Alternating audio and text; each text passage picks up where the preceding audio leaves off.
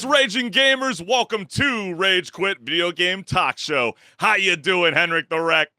Oh, you know me, Chris. It's a Wednesday night, and I'm here, and I'm doing great. How about yourself? Hey, I'm doing real good, and I know the young lads that are about to get ready to graduate at the high school and college level, I'm sure you guys are feeling the vibes, the energy, the heat waves, because summer is here, and you know what that means, HenricK? It's time to stay inside with the AC on and play some games. Tons of games, okay? Don't ever forget that. We always like to start off the show with a bang and show you guys a lot of viral content that is circulating all across the globe. So a video has emerged of a 3-person team running World of Tanks with their realistic controls. That's like witnessing a military operation in their home. And yes, you might be wondering, gamers, is this for real? Yeah, I was kind of wondering the same thing, because after you watch this, you might be wondering, who needs VR when you can command a tank in your living room? And if you haven't seen the clip, oh my Lanta, you're in for a treat.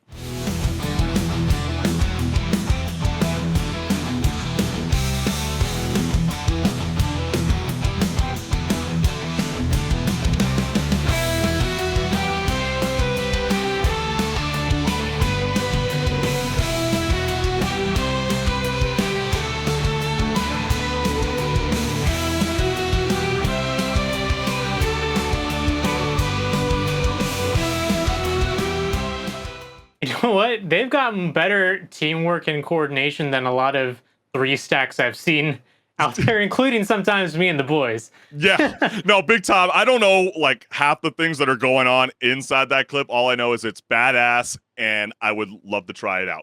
Oh, yeah. But we Easily. definitely got some comments around this viral clip. In my hands is a controller, but in my mind, I'm doing this. Is there a certain game that makes you feel that way, HenricK? You know what? Probably RPGs. Yeah. I know that, you know, I'm not necessarily swinging the sword myself or any of that, but it feels like it sometimes. Yeah, I used to kind of feel that way when I was in high school, you know, playing, when PlayStation was trying to do their VR. They used to have a volleyball game. It always felt real. I love getting the blocks, always loved getting the spikes, baby. The next clip that we got here is recreating Fury with the boys. Yeah. Rate this setup a 1944. Well, IGN would have maybe rated it a 7, but Yeah, there you luckily, go. I mean, classic IGN 7. yeah, exactly. It met expectations beyond a 10. It was 1,944. There you go. But hey, you see something so realistic like this, and then you kind of wonder, can someone up this? Well, a gamer is going viral for his 360-degree gaming setup, where he could probably see the future in one corner and the past in another. But rumor has it, he even got a sponsorship from a neck brace company, because no one can turn their head that much without getting some serious whiplash.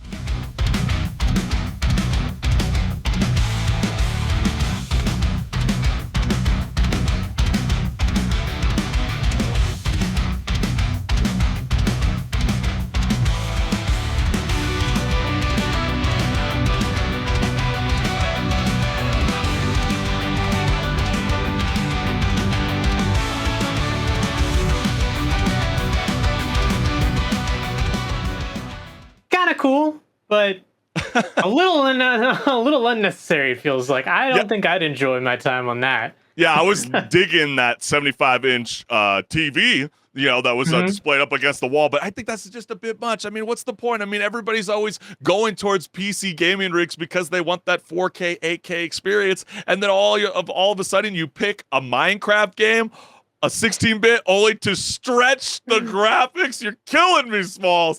But we got comments around this clip. First one says, the picture says 1,000 words. I mean, that's, I guess, the tripod. Who knew that would be such a gift to lend such a hand? Hey, he's making it work. He's making it work, and I like the adapter. This is so unnecessary. Laughing my ass off. Yeah, it definitely feels that way for sure. Yeah. The next one that we got here is VR was invented for a reason. So, sometimes you know what, might they're right have, on that one. Right, you can have all the money in the world. You can clearly be sponsored by different tech companies like this gentleman is, blowing up all over TikTok.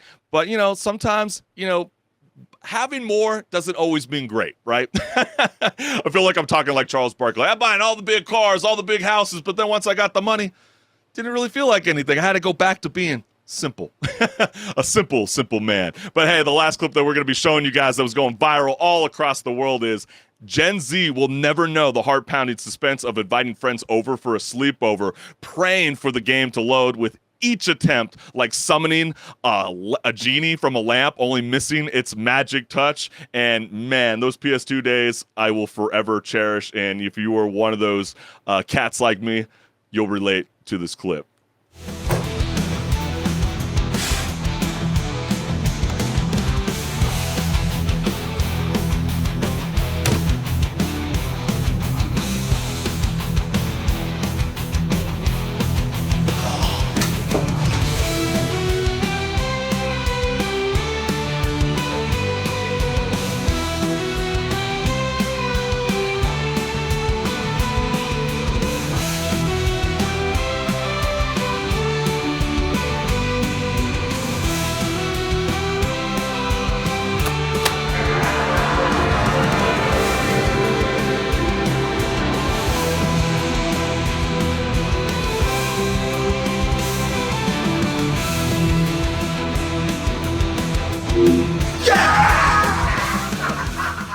You know what I saw there? I saw 3 men enjoying life the way it's supposed to be. Together, not separate.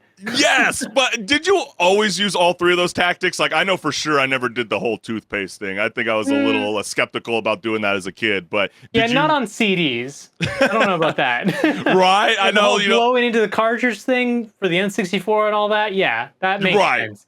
With the CD, I felt like you had to be a little bit more careful with those. And especially when you had that PS2 Slim, you know, like in the beginning of the clip where you had to, like, you know, double tap just to make sure the lid's actually closed was a for sure real thing. So the first comment that we got around this viral clip is, or when you reset it and this time you act like you don't care if it worked or not, but deep down you care. Laughing my ass off. It's so true. You would even try to look away and then all of a sudden kind of even turn the TV on mute only to be like, yes, the image is here. The quality is forever in my possession.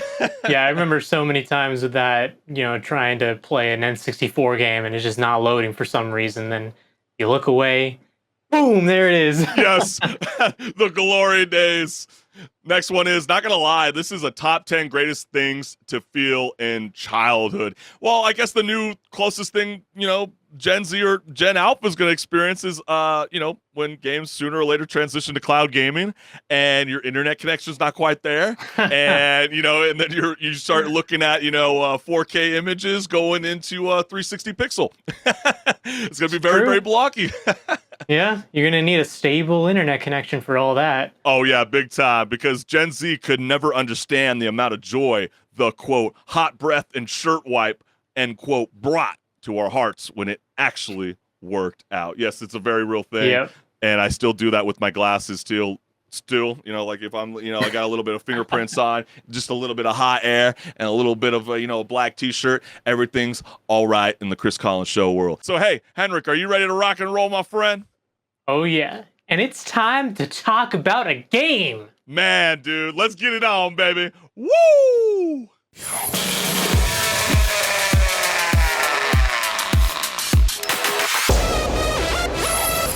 Hey everyone, this is Pause or Repeat. Here we figure out whether a game is really worth your time and money. Today's game is Senua's Saga Hellblade 2.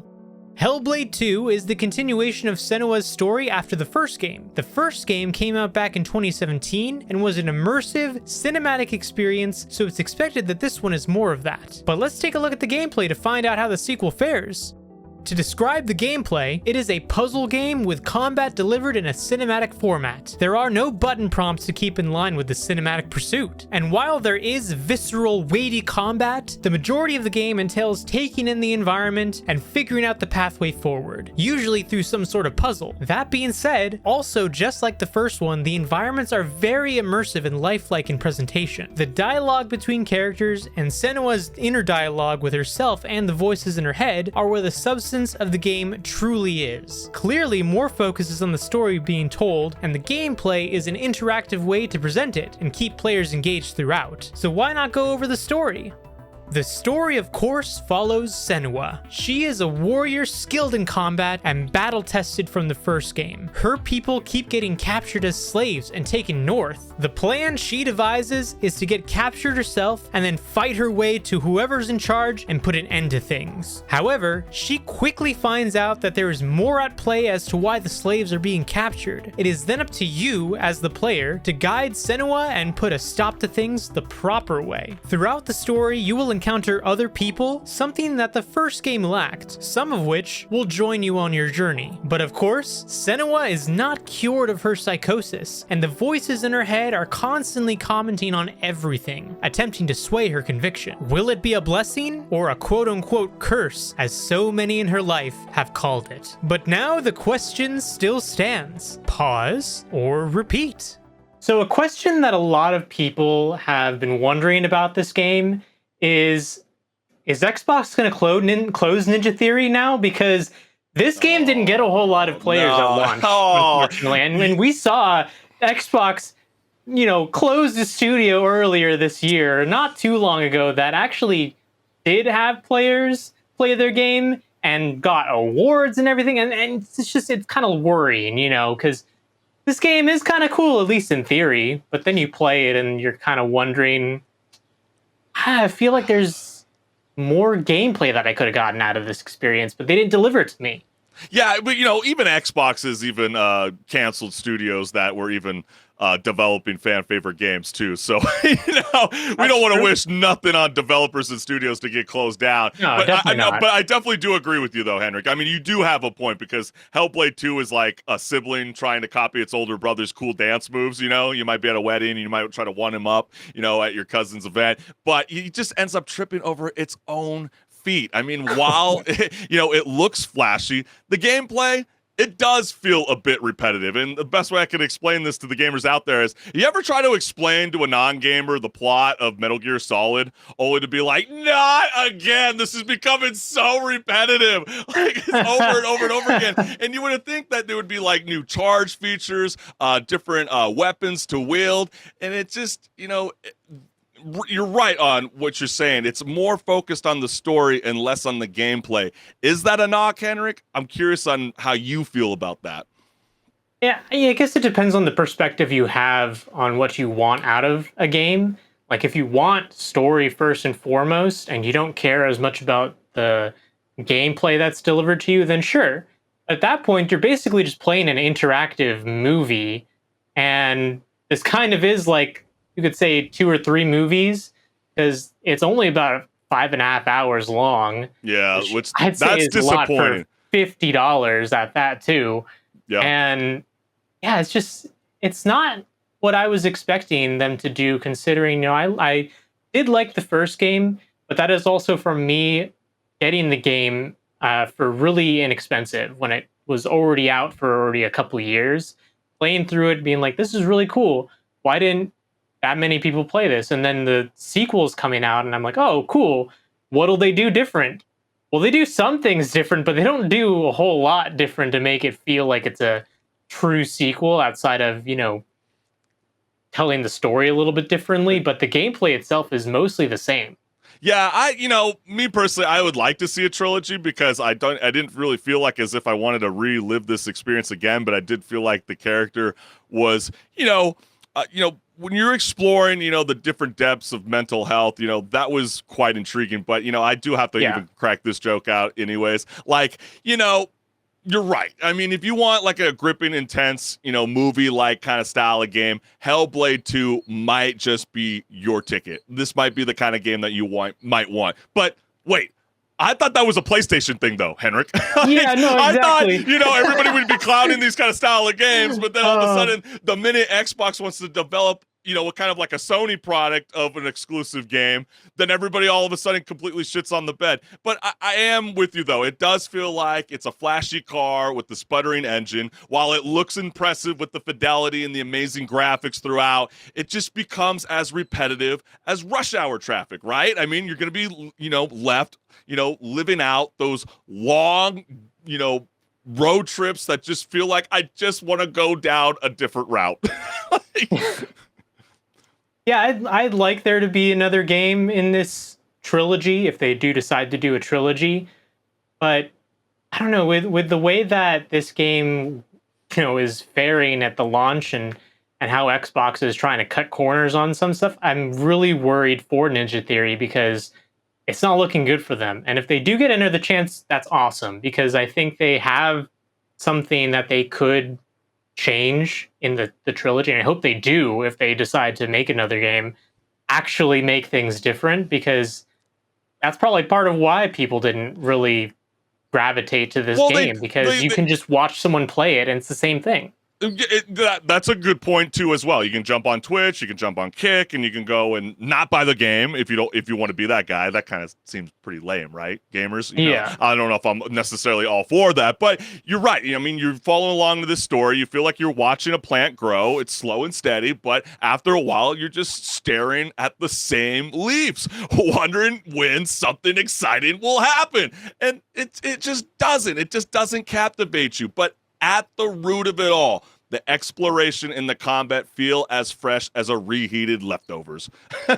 I was craving something just a little bit more flavorful in my experience, HenricK. Yeah, they don't have to go to like God of War levels of combat. No one's asking for that. Yeah. No one's asking for that level of detail to the combat, but like let me do, a little bit more than just the basic combos and let me try to, figure out how to do more flashy things maybe because it's trying to go for the realism aspect of combat where you're stumbling and your opponent's stumbling and you hit them and they go stumbling and you get hit and you're stumbling. But I guess at the same time, like it's a game. You want to have some fun with it. But I guess it can't be realism after all. If on the Xbox Series XS it's locked at 30 frames per second. Oh man, I had to bring that up. But talking about this whole like hands-on gameplay, you're pretty spot on. Any gamer that prefers this whole hand-on gameplay experience, you might want to wait for the game to drop in price, but if you're lucky and you've already got the Xbox Game Pass subscription, burning a hole in your wallet, or matter of fact, your pocket, it might not hurt to, just be able to check it out. It's almost like, finding the equivalent of like, finding, money, in the crack of your car seat. You might just want to picking it up and seeing if it can give you a go or not. But, I think it's pretty clear exactly what we're saying right now, HenricK. I'm going with the pause, but I do want to see this story be fleshed out a little bit better with a little bit more gameplay, but I'm not saying it's a bad story. I think the story is the best part about it. It's just not enough to make you want to go back and replay it again because once you've seen the story, you've seen the intense movie, you're like, okay, I've seen it. I don't need to revisit this thing anytime soon. But I want to hear from you, HenricK. I mean, what's your verdict? How are you feeling about Hellblade 2? Yeah, it's a pause for me as well. I can't recommend it at full price to the majority of people at 5.5 hours length because that just seems like a lot.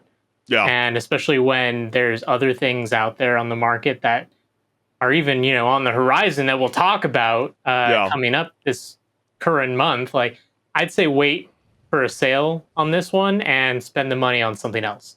Yeah, it's almost like, you want to go to Disneyland, but you're waiting for the coupon to happen. You want to go on those thrilling roller coasters for the first time, but it's also like going to the Haunted Mansion. I don't know about you guys, it's never been to Disneyland, but, the magic kind of goes away after you've been in it the first time, okay? You're not going to get spooked. You're not going to get scared. None of that's going to happen. The nostalgia's there, but the repeat factor, I just don't quite know. But we want to hear from you gamers because this is Rage Quit Video Game Talk Show after all. And you, the gamers, are the ones that make this show happen. So let us know what's good. Is this a pause or a repeat? But we got so much more to unpack right now on this live episode of Rage Quit Video Game Talk Show. So HenricK the Wreck, are you ready to rock and roll?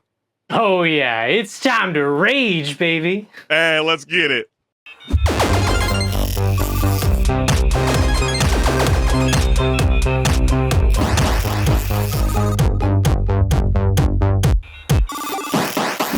What's good, listeners? Welcome to Patch Notes, where my co-host HenricK and I discuss gaming news, industry talk, and so much more. Let's get it. Summer's creeping in, and usually that means video games releases dry up faster than a cactus in the Sahara. But hold on to your controllers, gamers, because this June, the gaming industry is serving up more titles than a buffet at a gamers convention. Looks like the only drought we'll be facing is deciding which game to play first. And so the first one that we're going to be breaking down is the expansion of Elden Ring, the Shadow of the Ur-Tree. So this is going to invite you to explore a new story in the mysterious land of Shadow, filled with the dangerous dungeons, new enemies, and exciting weapons and equipment. Immerse yourself in a captivating adventure full of drama and intrigue as you uncover uncharted territories and triumph over formidable adversaries.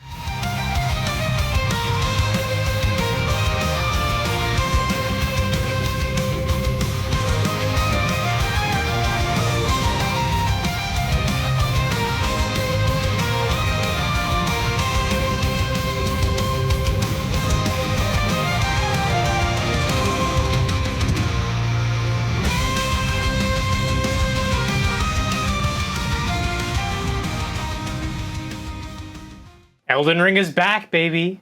And Yeah. you know what? We're definitely going to be covering this on Pause or Repeat for the show.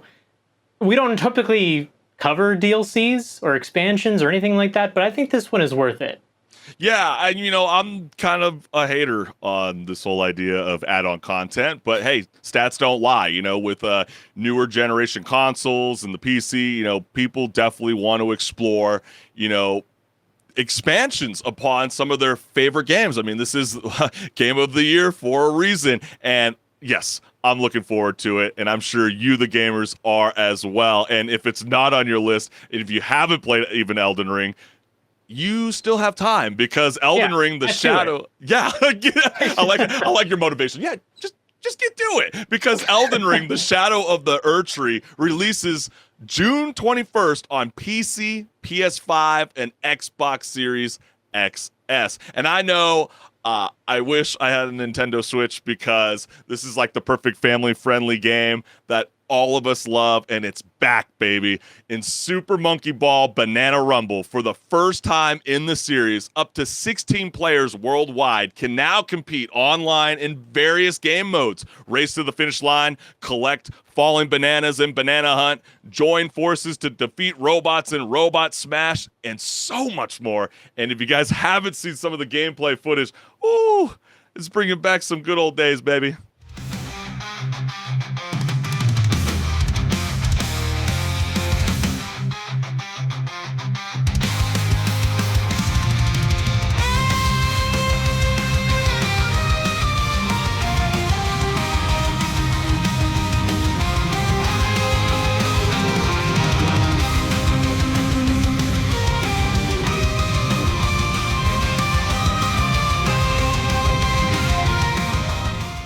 How can you not enjoy Super Monkey Ball? And another game is, I'm sure, going to be just as good as the previous ones, if not better. Yeah, big We'll time. have to see. Especially when you get that, compete online with up to 16 players worldwide. That is such a major kudos to me. I think that is so freaking cool. And Nintendo Switch gamers, you don't even have to wait. It's out now today on the Nintendo Switch and Nintendo Switch only. So for all of us gamers, I guess we're going to have to spend quite the dinero to be having some fun with some Super Monkey Ball Banana Rumble out now on the Nintendo Switch. But for our third game, wow, this has been feeling like it's been anticipated for quite some time, and it's finally here in the month of June. Killer Clowns from Outer Space, the game, is an asymmetrical multiplayer horror experience inspired by the iconic 80s film. Join the battle as either a killer clown or a citizen of Crescent Cove, where your choices and wits will determine the fate of humanity in the face of an alien invasion. So let's go ahead and take a look.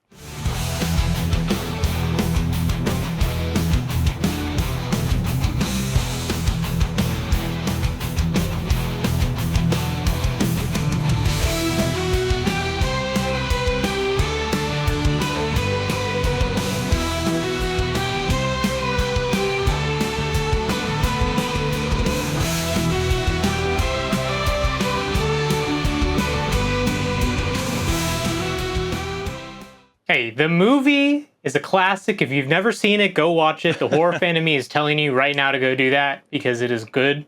But the game is going to be another Dead by Daylight sort of thing. It looks like. Absolutely. Yeah, big And time. we need more of that because it's really only Dead by Daylight that's around currently. Yeah, like if we're going to start doing things where, we're going to celebrate Christmas in July, maybe we have some horror in June, okay? Yeah, Everybody there you was go. trying to clown, Dead by Daylight last week when it was going viral with a cat that was showing some pretty awesome tactics on, how to escape from your fellow foe. And I think, Killer Clowns from Outer Space, the game, should be on your radar. And again, this is another game that's out now on the PC, PS5, and Xbox Series XS. So what are you waiting for? If you're into Dead by Daylight, just like how you were saying, HenricK, I'm with you. Or even if you're a Friday the 13th fan, matter of fact, it's right up that alley. So what are you waiting for? Get your scream on.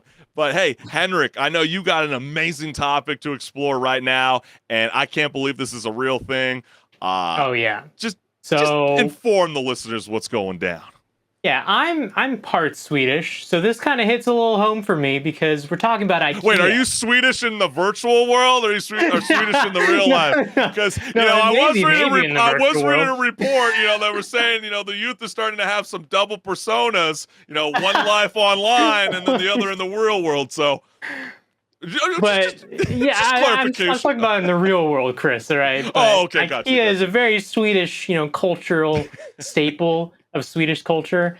And we're talking about IKEA right now because IKEA is taking the virtual world by storm, hiring gamers to join their Roblox store in the, quote, coworker game. It's a game within Roblox. With just 10 paid positions up for grabs, it's like the Hunger Games of furniture sales, complete with dishing out virtual meatballs. And yes, you heard that correctly. Yeah, you heard that correctly. Wow. If you're 18 and in the UK or Republic of Ireland, I don't live there. Grab your Allen wrenches. You better not diss, my ethnicity, okay? You better start that over. The Republic of Ireland, okay? Come on, baby. But grab your Allen wrenches and get ready to assemble some virtual bookcases. Gamers responded with the news to the following. Yes, they did. And holy moly, I can't believe this is a real thing that's happening. But nah, 9-year-olds are going to have more money than the parents, bro. That would work if it didn't say you have to be 18. That's a good point. That's very, very true. Hey, maybe some 9-year-old will get away with saying they're 18. But isn't that the point that's so strange about all this, HenricK, is that Roblox, like literally 6 months back, was exploring, turning this kid-friendly game of Roblox into a dating experience. Yeah. And then now they're stealing Meta's idea to try to introduce a virtual shopping experience within their own game of a game. Yeah, it always makes you question, like, who's going to actually go to these virtual stores and buy something? Like, who's going to do that compared to the amount of people who are going to go there just to troll? Yeah, and I wanted some extra Swedish meatballs, please. F, getting a real job. I'll work 100 hours a week playing Roblox.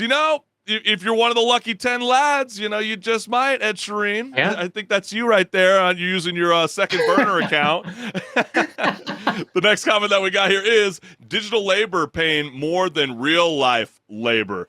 They do say it's like the equivalent of $14 an hour. And which depending on where you live is not that much, but also could be decent. That's a fair point. The next comment we got here is getting paid for being an employee in a Roblox virtual shop is crazy. Yeah, I know, but dude, it's a real thing. Next one is, how do you work in a virtual store? Is that a joke? No, it's not. I mean, you're actually going to be helping out people that walk into the coworker game, and they might ask you, I am looking for some furniture in my virtual room, which is actually a replica of my bedroom. Can you please assess me in finding me a nice poster frame that could fit this blank wall? Can you help me? And the last comment that we got here is 3008 is about to get sued. 3008, get off the floor. Anybody that doesn't know that game, that's the game that everybody kind of joked is like the horror video game that's based inside of an IKEA store. Of IKEA, yeah. Right. So, I mean, if they're going to be pursuing the video game world, IKEA might just become the next Nintendo, tackling everybody's business. But Henrik, are you ready to clock in? And, yeah, right? But are you ready to clock in and virtually serve up some Swedish meatballs at IKEA's Roblox store? Because I know you were just so proud of your ethnicity, and you were so proud that IKEA came from, I guess your origin, so to speak, whether that's the virtual or the real world. Hey, but you know what? The floor is yours. I do appreciate IKEA. It is a place that has always been in my life. And on games that let you put a clan tag, I put IKEA to represent. But I don't think I can get behind this IKEA, because I don't think I like your Swedish meatballs when they're virtual. Yeah, that's good. In person.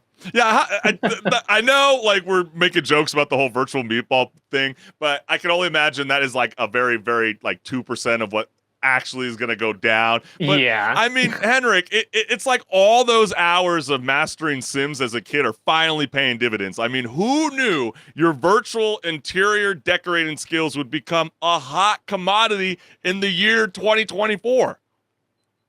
Yeah, it's some way to apply some skills that you got from a game, I guess, right? And if you're going to get paid for it and you're not really doing anything else, I guess, sure, why not? Yeah. I mean, it's a little mind-blowing. I mean, we do got a comment from Zachoman Gaming. He's saying, bro, that's absolutely wild. Time for a side hustle. How do they feel about drinking on the job? I guess, that's a great point. I didn't even think about that, Zachoman Gaming. There are some things that do come with remote work after all. Yeah. And, maybe your boss man or woman won't have a clue about what you're doing behind the scenes. But, I mean, they're never going to know. They'll never know.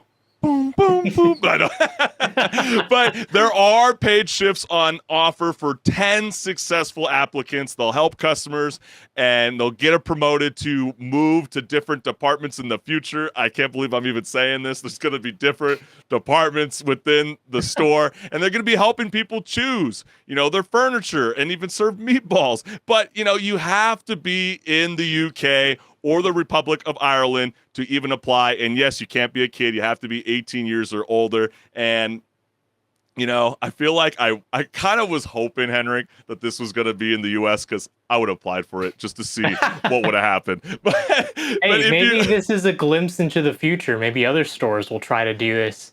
Not even just in Roblox and other things. I know that Meta was talking about stuff like this, but maybe they'll actually make it happen now. Yeah, because this is a lot better, experience, I think, of like really trying to assess, what's going on. They really want to give, the youth, that's more equitable, with, applying a lot of this digital assets on their PC, their tablets, their phones, and etc. And we like to, design things through the phone first before we start cranking out projects in real life. And I say, go for it. I think this is a really fun and exciting feature that, if it does work out, where you can actually sell products through IKEA and test it out in your fake virtual bedroom that's almost like dimensioned out like your real bedroom or living room and etc. I mean, it kind of seems like a cool experience. I mean, you might actually learn something. Geometry might get involved. I think, there are some good to this. I mean, you can learn playing video games, and I feel like this could be a route to be potentially successful, but we want to know from you gamers. Are you vibing with it? Do you think it's a bit weird? Do you think it's a bit much? Yeah, would you apply to this if it was in your area? Yeah, I mean, I would, but would you gamers? Let us know what's good. But I think this is a good transition time to discuss some industry talk. So let's go ahead and break it down. Amidst the gaming console apocalypse where sales are dropping like characters in a horror movie, Sony emerges like a hero in the sea of despair. Despite the gaming hardware ship springing leaks, Sony's PlayStation 5 sails on as their most profitable console generation ever. And the stats don't lie. We got the chart here for you guys. Sure, half the crew is still clinging to the PS4 lifeboat, but hey, at least they're not drowning, right? I mean, that is really, really wild to really see this kind of image break down. It's pretty split right down the middle. 49 million gamers are both on, the PS4 and the PS5 today. Yeah, it really shows. It shows how much of a value the PS4 was and still is to a lot of people. and how little value some people actually see with upgrading to a PS5 when we got games like Black Ops 6 saying, hey, we're going to make sure you can play this on the PS4. And it's not just them, it's a lot of games that have come out. And that's very noticeable when you look at the exclusive titles list for PS5. It's very low. Yeah.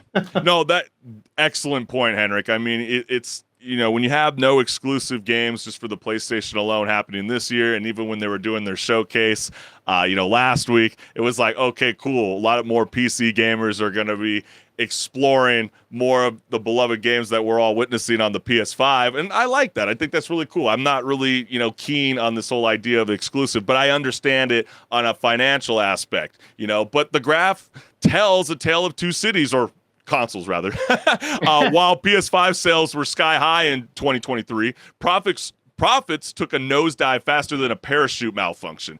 And, Sony confirmed that the player split between the PS5 and the PS4 is as even as a seesaw, with both boasting 49 million monthly users as of April 30th this year. So we wanted to hear from the gamers all around the globe. So let's go and break down Sony's new report with comments. We got them right here. Let's showcase the first comment. I swear this video game console generation thing is the weirdest out of all of them. There are already talks of the next gen coming out. I feel like barely any AAA games were ever released for PS5 and Xbox Series XS. I mean, to be fair enough, GTA 6 was in an earnings call, and Strauss even was talking about GTA 7 already. But then again, the reporter kind of edged an elbow. Yeah, it was a little bit out of context. A little bit out of context. But I mean, is that like a fair assessment, HenricK? Yeah, I mean, it was like I was saying, that there's not a whole lot of incentive for people to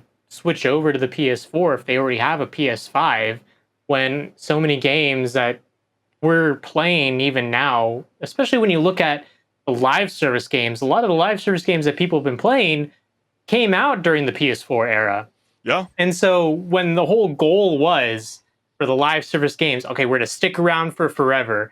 Okay, well, that means that people aren't going to buy the next console because they can still play it on the one that they bought when the game came out. Yeah. Yeah, I think that's, going to turn out to be very problematic. And, you have to take into account, too, even during the very first 2 years when the PS5 was out, it was nearly impossible to get your hands on a PS5. Yeah. So the fact that they're now finally getting to that split, you could see that as a plus or not. We'll break that down a bit later.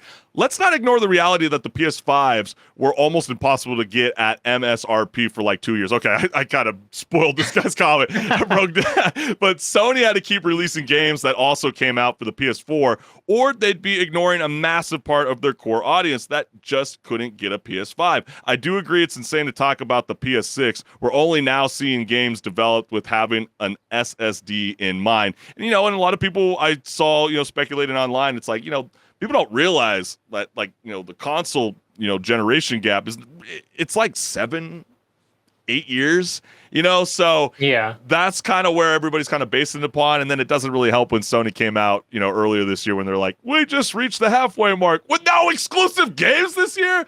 Dog, that is so disappointing. Yeah. I mean, the only thing we got looking forward to is Marvel's Wolverine. That's about it. That's disappointing. Very disappointing. It's not weird though. You just don't remember how short console generations have always been because you were younger and time feels like it moves slower when you're younger. To give you a perspective, Sony has always had a 5 to 7 year gap between consoles, only listing US release dates. So you can see, 1995, 2000, 2006, 2013, 2020, and then PS6 probably 2026 or 2027. I would say 2027. I think 2026 is that's way too early. That's 2 years from now. Yeah.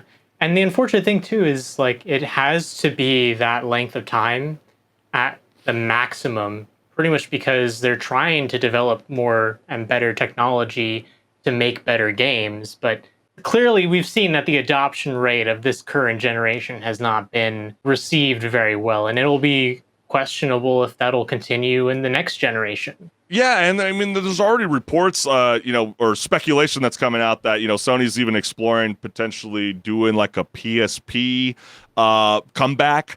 But the reports were saying that this mini device wouldn't handle PS5 games that well, and that it would be catered for more PS4 games. Why is that the case? I think it's exactly what you're suggesting, HenricK, where it's like, dude, you have to kind of cater towards the PS4 fan base because it's half of your player base.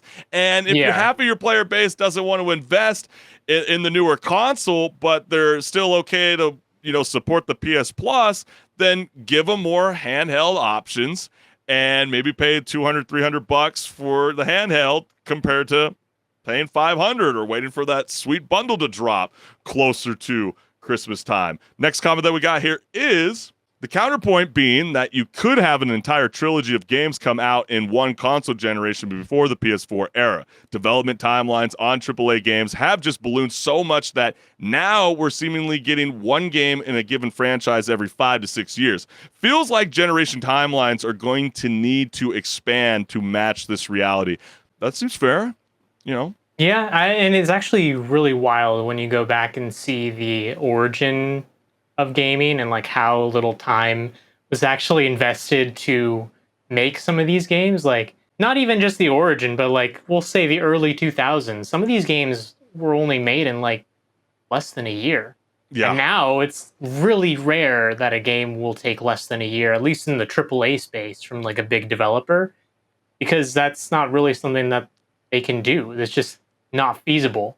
Right, and you can't have it both ways too, because we were discussing some of this dialogue and discourse with gamers, clowning on the studios, going like, "You took all this time and you still developed a shitty game," but then we want to support developers and remove the idea of crunch periods, and then all of a sudden we do that, then the game also comes shitty. So there's like, who do you side with? I mean, I don't think there's really a right or a wrong answer, but it definitely gets you thinking, right? No shit, it's the most profitable. They all but discontinued the PlayStation Hits line of $20 games. They raised the price of PlayStation Plus. The console has never seen a price drop.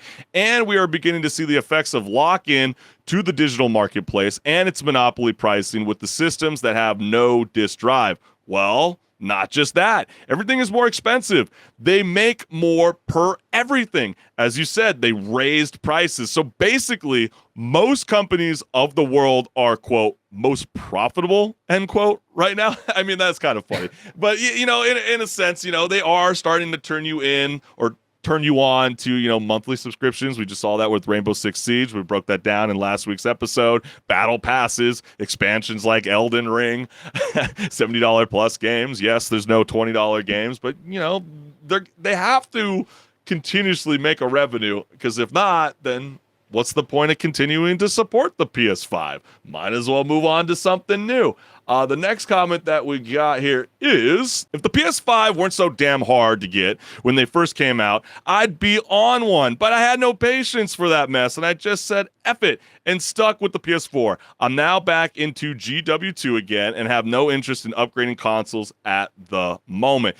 People say that, but then all of a sudden they're jumping on their phones and they're downloading emulators to be, playing like the PS1s, the PS2, and the PS3s and stuff like that. But, HenricK, it's like, what do you make up of this? I mean, why are so many Sony users sticking to the PS4 like it's their favorite pair of comfy sweatpants instead of upgrading to the PS5? I mean, it's like the reports we're hearing about Connor McDavid. He's like, is he wearing the same trousers, the same, like, what are you doing? Is that like the only way to do it to win the Stanley Cup Finals? Like, if it's not broken, then why upgrade?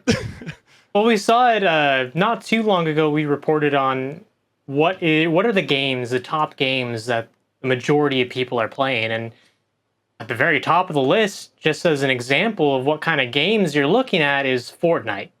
And Fortnite, you could play it on all sorts of platforms. You don't have to have the PS5. You can play it on the PS4, and that's totally fine. And so when you're coming from that perspective of someone who wants to play that as their main game, we'll say Fortnite, why would I go get a PS5 if I don't have to get that to still play the game that I'm wanting to play, and my PS4 is working fine? Yeah, it That does. might be a little loud, but it's still working. Yeah, right. It sounds like a jet engine. I'm like trying to Yeah. guide him into like Yeah. park inside my man cave. But is fixing that worth $500? For the majority of people, probably not. For the majority of people, yeah, I think you are right on that. And I think, most people, jump to the PS5 ship because, the load screen time is, a lot faster. If you want to be able to stream games through the PS Plus, PS5 is for sure the way better route than, the PS4 console. But, let's just check out another chart up here. And yes, we want you guys to comment throughout this show. But just check this out. I thought this chart really speaks volumes because the biggest difference that we're starting to see is that in the PS5 era, people are starting to support more services like the PS Plus and content add-on. Is that because there is a lack of video games exclusive to the PS5? Yeah, that's part of it for sure. But also, developers are seeing, hey, we're making money just by doing microtransactions for this older game.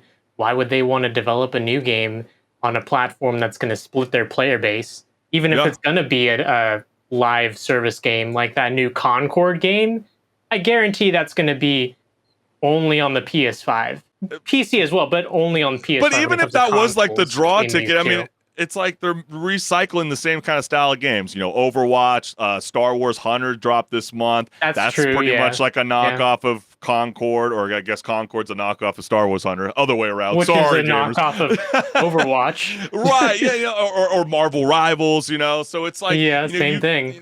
I think that's why people keep going back to those 6 years or older games and not playing the newer ones. And just kind of look at this chart right here as well. I mean, you really kind of broke it down in the beginning. This is the current list as it stands right now for PS5 exclusives, because just as the last week at the showcase, we could have said God of War, but no, wait, sorry, you PC gamers get to explore that. And, HenricK, before I let you chime in on this, PlayStation also kind of doubled down on the idea of saying like, no, we're going to support our sequels on the PS5 first, because we want those console gamers to be rewarded first. Right. They want to be rewarded first because after all, we paid the money first, and PC gamers shouldn't deserve it right away. Right. So then they kind of do that ordeal, and then they wait 2 or 3 year cycle, and then they'll finally release it to the PC gamers. Because, you're looking at Stellar Blade. Yes, it's an awesome game. Rise of the Ronin, it got completely shitted on, even though it's not a bad game. But I mean, look at the rest of the list. I mean, is this enough to be promising enough to convince you, the gamer, right now that's still on the fence about buying a PS5? I don't know. Well, here's the thing. I can actually give my perspective on that because I don't have a PS5. And I'm That's a PC gamer first and foremost. So, yeah, I'm not going to get a PS5 currently because there's not really a value there. And the whole statement of like, oh, yeah, we're going to put the prequels to games on PC and then that'll magically make them want to buy a PS5. That's not how it works, man. Okay? Especially PC gamers, the very vocal ones, they don't even want to install a launcher for your game, okay? Yeah, you big expect them to go out and buy $500 of a console? No, it's not going to work like that. And that's why I'm so adamant about it. And I know some gamers kind of get on my ass sometimes. They're like, dude, Chris, all you keep talking about is cloud gaming 24/7. That's the future, okay? That's the future. They are definitely transitioning towards that service and in-game add-on content because they just know the console is dying. Xbox understands that. There's a reason why they explore the idea of diskless consoles, because they understand that there's a player base that has a badass internet connection in their household and they want to connect it to their living room TV and play video games. But once those smart TVs reach that capacity, like we're slowly starting to see with certain phones being able to put on, the likes of the Resident Evil remake, for example, Assassin's Creed Mirage, right? Showing up on the mobile phone.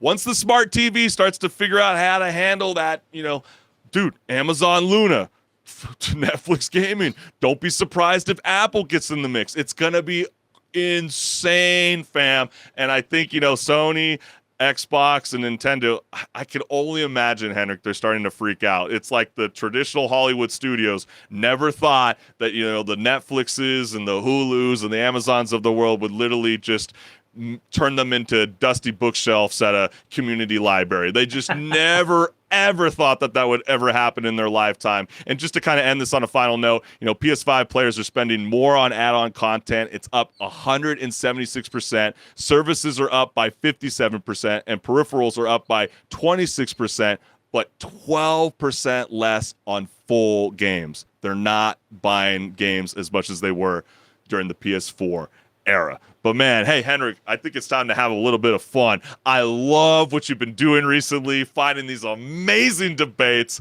Break it down for all the gamers. All right, so Reddit is up to its usual antics with another wild debate. Name one fictional character you're absolutely certain you could pummel into the next dimension with your bare hands. And that's the key thing, bare hands. That's the conversation, gamers. Just fisticuffs, nothing else. Right. It's like Fight Club, but with more keyboard warriors and fewer bruises, with the following comments. Yes, and the first one that we got here is, and okay, fair enough, they did say bare knuckle fight, but the disabled old man from Detroit becomes human. I ain't looking to risk much, but he's so innocent though, and we do not condone beating up senior people like Conor McGregor likes to do. We don't condone, anybody that that's in the disabled community, but to be fair to the Jake debate. Paul, where are you at? Yeah, right. But Mike Tyson's disabled now. Yeah, no, he's not. You meant the old factor. You meant the old He's just factor. up there in age. Yes, fair enough. But I guess to this comment, to be fair, you would hope that you could win in a bare fist fight against him. Next comment that we got here is Butch from Fallout 3, specifically the kid version. His wide ass eyes mock me. If anybody remembers him, dwelling in Vault 101, scrawny kid, but I'm an adult now. It just felt weird to share that image, so we decided to go for the grown-up version of Butch. But he's a nice lad. I mean, he's got he's got a little thing going on. He's got the leather jacket. I mean, you think you could square up with him, HenricK? Maybe, yeah. Especially the kid one, because they're trying to say specifically the kid version of him. Yeah, I'll punt him. Yeah, I was just thinking the same thing. I think I can make a 3-point field goal, out of the child. But but if I'm finding the older version, I don't know. He seems like a scrapper. I mean, when you've been, he lives in a messed up world. He's got to be able to fight. Yeah, I feel like you can't let your emotions just spring out, right? It's all inner. It's interlocked in the Vault Dweller world. Next one that we got here is Magikarp used Splash. Nothing happened. You used Flail and Cry. Nothing happened. But Magikarps are big, dude. But I love this follow-up comment because the guy had to kind of correct him. He said, hey, listen, look, in the anime, they showed Magikarp is hard enough to break teeth if you try to bite it. And the Pokédex in the game say that it can jump over mountains. Although the Pokédex does flip-flop on whether it is amazing or pathetically weak, I wouldn't want to fight it regardless, especially if it has learned tackle, flail, or bounce. And it was so funny. This took me forever to find this artwork, HenricK. I could not find it. Alternative Press, shout out to you guys. You guys actually had the screenshot. But a Magikarp living for many years can leap a mountain using Splash. No, I'm not fighting this fish. Yeah, I thought I could whoop his ass. Look at the weight. It's 22 pounds. 22 pounds. Fish? Whoa, hold on here. Catfish can mess up someone. And I don't even have a bat or a club, none of that. Like, I don't even have Negan's nail bat. Like, no. I mean, all it takes is one big flop, and I'm flying over a mountain. Next one that we got here is confidently Lester from GTA 5. Fair enough. If you're going to be reaching out to him in a bare knuckle fight, his ass is going down so fast, I would just hit him right in the neck. Bah! Just clock him right there. But you better kill him then, because he'll hire a gun to take care of you, or worse, put child porn on your computer and turn you in. That's a good point. Yeah, you got to take out his fingers first then. Don't let him be able to type. The next comment that we got here is, if there's no Big Daddy around, I could definitely take a little sister in a fight. And this guy's like, that quote unquote in a fight held everything together. But now that I'm kind of looking at this little sister, it kind of felt like, if she's not all possessed on me when we have to kind of throw hands, maybe. But now Yeah, that I'm probably, really but I don't think I'd want to risk that, considering no. they're never too far away from the Big Daddy. So. Yeah, I feel like she's staring at the back of my skull right now. Now I'm kind of wishing I had that 360-degree gaming screen. Any chicken from the Fable series? What? You didn't say human character? And then the follow-up is just don't go after the Zelda or Skyrim chickens. Yeah. Yeah, no, seriously. If you attack the Zelda chickens, they're gonna call all the chickens to mess you up. Oh yeah, big time. I remember, in middle school, I was going up to one of my friend's house, and there was a peacock that was in the middle of the road, and I was eating a sandwich, HenricK, on a longboard, and I thought I wanted my sandwich. Come to find out, when I went to go throw him the last half of my sandwich, that thing was still staring me down and walking me down. And I picked up my longboard and I ran like hell and didn't look back. And that thing was at the front door of my friend's pad. So I am with that statement. You just because it's a chicken, just because it's a peacock, doesn't or a dog. Sometimes kitties, sometimes cats, they're not necessarily too friendly. But HenricK, if you had to choose a video game character to go mano a mano with, who's getting a one-way ticket to Pound Town courtesy of your bare hands?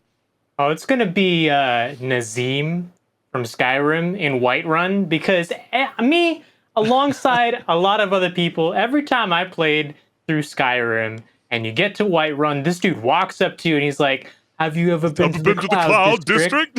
Of course not. Yeah. Dude, you're getting my fist in your face right now. You shut up and hand me a beer.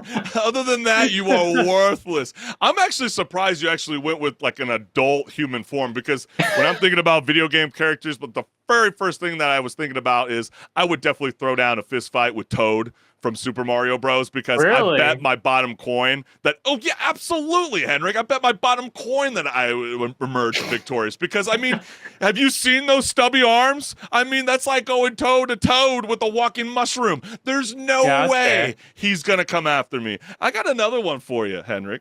What's that? But this is an easy one. Paper Mario.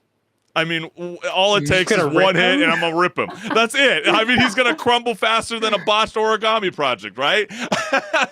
What is you he better going to do? not let him plan something around that, though. He'll make sure that he wins. No. Trust me, he's going to fold under pressure. He's a Paper Mario, after all. And then I think the last one, just to kind of have some fun, kind of maybe match, your choice, because I was really thinking long and deep about this, because I love this debate. I would go knuckle to mustache with Dr. Eggman, because he's nothing without his robotic contraptions, okay? So, you could be evil, you could be genius, but who's going to be picking you up off the floor? Nobody. After I lay your ass out with these bare knuckles. With these guns. Yeah, with these guns. Yeah, no, these are like top ramen noodle legs arms too. So I got nothing to really front up. But I think those would be my top three choices. But, just to even have some fun, because we're getting towards the tail end of the show, this was not a part of the Reddit debate, but, everybody loves Super Smash Brothers, and we got the complete roster up here. And I gotta hand it to you first, HenricK.